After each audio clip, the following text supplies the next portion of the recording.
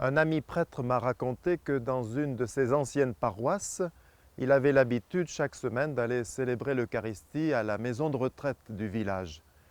Un jour, il a débarqué en plein milieu d'une discussion acharnée entre un vieux monsieur, ancien instituteur laïque, et une demoiselle, une béate, c'est-à-dire une consacrée, une personne qui, dans un petit hameau, était tout à la fois catéchiste, animatrice de prière, garde-malade et parfois conseillère conjugale et bien d'autres missions encore.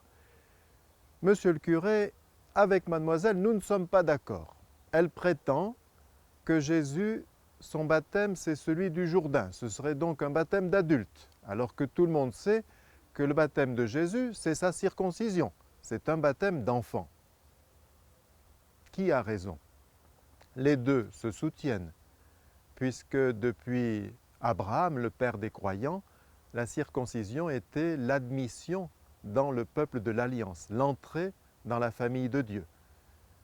Mais le baptême qui ressemble le mieux au nôtre, c'est celui que Jésus a voulu recevoir de son cousin Jean-Baptiste au Jourdain. Il y a l'eau, il y a la voix du Père, il y a le Fils et il y a le Saint-Esprit sous la forme d'une colombe.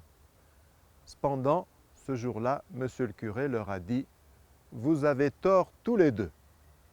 En effet, Jésus n'avait pas besoin d'être baptisé. Il est Fils de Dieu par nature. Ce jour-là, c'est une théophanie, c'est-à-dire une révélation de ce qui est bien réel mais invisible. Ce jour-là, le baptême manifeste que Jésus n'est pas qu'un prophète de plus, genre Isaïe, ou bien un maître de sagesse comme Bouddha, ou un grand maître spirituel comme Saint Jean de la Croix, ou bien un grand homme comme Gandhi. Il est Dieu le Fils parmi nous. Il est le Verbe éternel qui vient vivre en homme sa vie éternelle de Dieu le Fils. Et ce qu'il était par nature, nous le devenons par grâce. Le baptême est une grâce d'adoption. On peut dire qu'au sortir du baptême, Dieu le Père regarde le baptisé comme s'il venait de souffrir personnellement la passion de Jésus. Une religieuse âgée m'a raconté ce souvenir. Elle avait été témoin un jour d'une dispute entre deux garçons, deux frères, dont l'un était adopté. Et dans la discussion, l'enfant dit à son frère « De toute façon, tu n'es qu'un adopté ». Et immédiatement, l'autre lui a répondu « Oui, mais moi j'ai été choisi, tandis que toi, tu as été simplement accueilli ». Et elle me dit, quand j'ai rapporté cette conversation à la maman en a été très touchée. Et la réflexion, la répartie de son fils adoptif a été pour elle du baume au cœur. Nous sommes adoptés. Saint Paul dit qu'il s'agit d'une greffe. Voilà une image magnifique empruntée soit à l'horticulture, aux paysagers, aux jardiniers, aux paysagistes, soit à la chirurgie. Pour faire une greffe en jardinerie, il faut un arbre qu'on appelle le porte-greffe, sur lequel on va faire une incision, et dans cette incision, on va placer ce qu'on appelle un greffon, c'est-à-dire une petite branche qui paraît morte, mais quand on l'a mise dans cette entaille, avec un peu de mastic cicatrisant, un peu de raffia, eh bien, merveille, la sève du porte-greffe va monter dans le greffon et le faire grandir et puis un jour lui faire porter du fruit.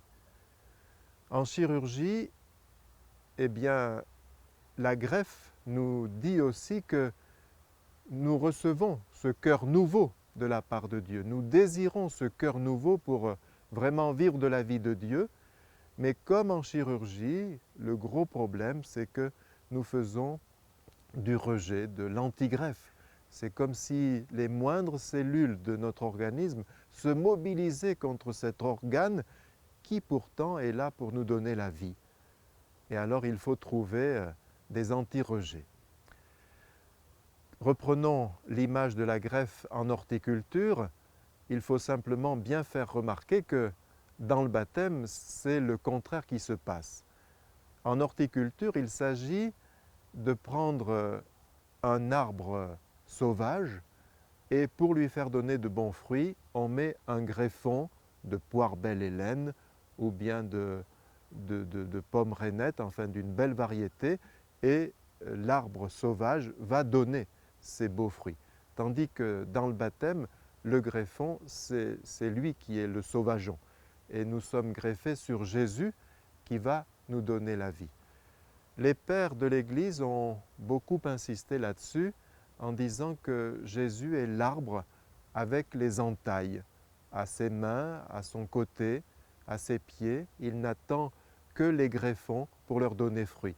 Cette image dit très bien aussi quel est notre rôle à nous, prêtres, catéchistes, parents, parrains et marraines. Ce n'est pas nous qui donnons la croissance de la foi, la sève de la foi, mais c'est nous qui avons à veiller à ce que le greffon ne soit pas cassé, que le greffon soit bien étayé, que le greffon se développe et porte tous les fruits que Dieu attend de lui.